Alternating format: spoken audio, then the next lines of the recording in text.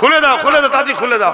খুলে গেল, সোজা এসে হুজুরের কদমের একদম হাঁটুর কাছে হাঁটু ঠেকিয়ে, এত কাছাকাছি নবীর সামনে কেউ বসেন, ওমর এসে বসে গেল। আল্লাহ নবী বলছে, ওমর এখনো কি সৃষ্টিকর্তার বিরুদ্ধে লড়াই করবে? পরিবর্তন হওয়ার সময় হয়নি। এতটুকু কথা বলেছে, চোখ দিয়ে পানি বেরোতে লাগলো, তরোয়াল রাখলো সামনে। হুজুর এ দিয়ে এসেছিল আপনাকে শহীদ করতে, ক্ষমা করে দেন, আমাকে ইজাজত দেন, আপনার বডিগার্ড হয়ে থাকবো। জোরে বলুন সুবহানাল্লাহ, আরো জোরে বলুন সুবহানাল্লাহ। অতএব ইসলাম ছিল, আছে, থাকবে। সমস্যা হচ্ছে আপনাদের নিয়ে, আমি আপনাদের নিয়ে চিন্তায় আছি। যদি আপনারা বলেন আমরা থাকতে চাই, আমার বাচ্চারা ইসলাম পাক, আমরা মাথা তুলে বাঁচতে চাই, তাহলে আপনাদের দুটো কাজ। প্রথম কাজ, গাদ্দার, মুনাফিক, বেঈমান উলামা, মুফতি, বক্তা, ইমামদের থেকে দূরে থাকতে হবে। শুনছেন? শুনুন, ওপেন বলে যাচ্ছি, জলসা করার ইন্টারেস্ট নেই বাপ, দাওয়াত করবেন না করেন পরের কথা। এসেছি যখন হক কথা বলতে হবে, দিয়ে যাচ্ছি। দ্বিতীয় নম্বর কথা, জানের থেকে বেশি আল্লাহ রসুলকে ভয় করবেন। আর এই সিনায় আল্লাহ ছাড়া অন্য কারো ভয় না থাকে।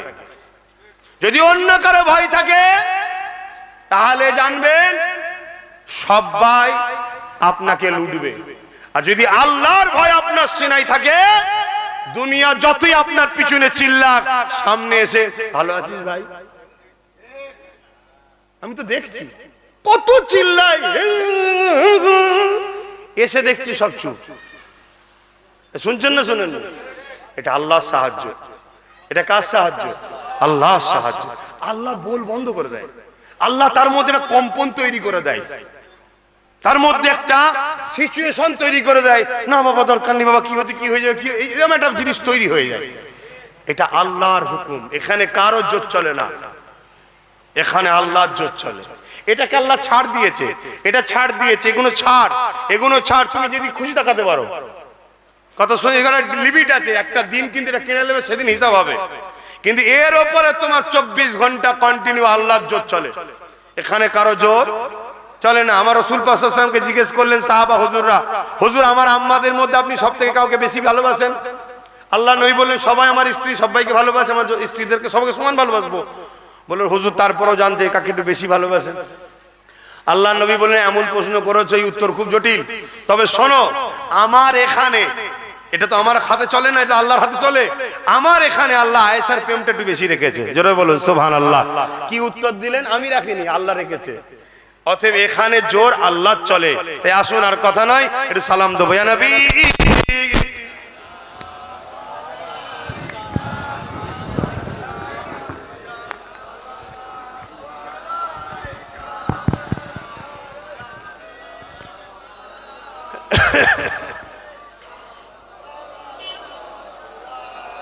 ইন্নালিল্লাহ।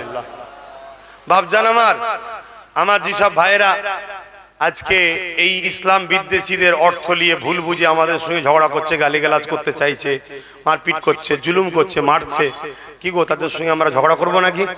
জোরে বলো না। আমরা তাদেরকে ইসলাম যে কতটা সত্য, এই মেসেজ আরো বেশি বেশি খোলাসা করে জানাবো, ঠিক না বেঠিক? এবং তাদের জন্য আল্লাহর কাছে দোয়া চাইবো, আল্লাহ তাদেরকেও সুন্দর জীবন দিক, হেদায়েত করুক। বলুন আমিন। তাদেরকেও আল্লাহ ভালো জীবন দিক, হাসি খুশিতে থাকুক, মিলেমিশে থাকুক, লড়াই ফিতনা ফাসাদ থেকে দূরে থাকুক। এবং তাদেরকে আল্লাহ এতটুকু জ্ঞান বিবেক বুদ্ধি দিক, যাদের ইশারাতে নাচছে তাদের ছেলেরা সব ভিআইপি ভিআইপি, ডাক্তার, উকিল, জজ, ডিএম, বাইরে বাইরে সব পড়াশোনা করছে, আর এই গরিবের ছেলেগুলোকে অর্থ দিয়ে খারাপ রাস্তায় নেপিয়ে দিয়েছে। এই বুদ্ধি যেন আল্লাহ সেই সকল ভাইদের ঘরে দেয়, তারা যেন বোঝে।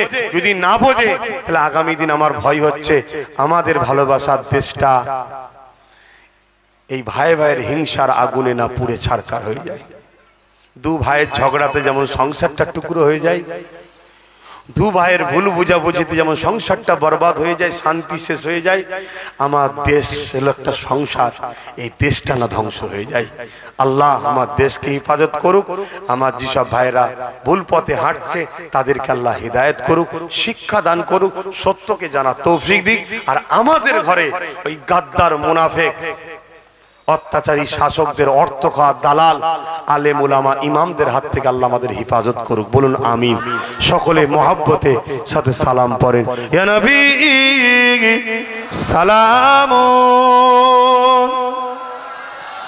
ইয়া রাসূল,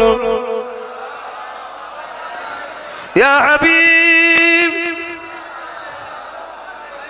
সালামা। নামাজের দিকে খেয়াল করে সংক্ষেপ করছি, বসুন সকলে, তাড়াতাড়ি বসুন, তাড়াতাড়ি।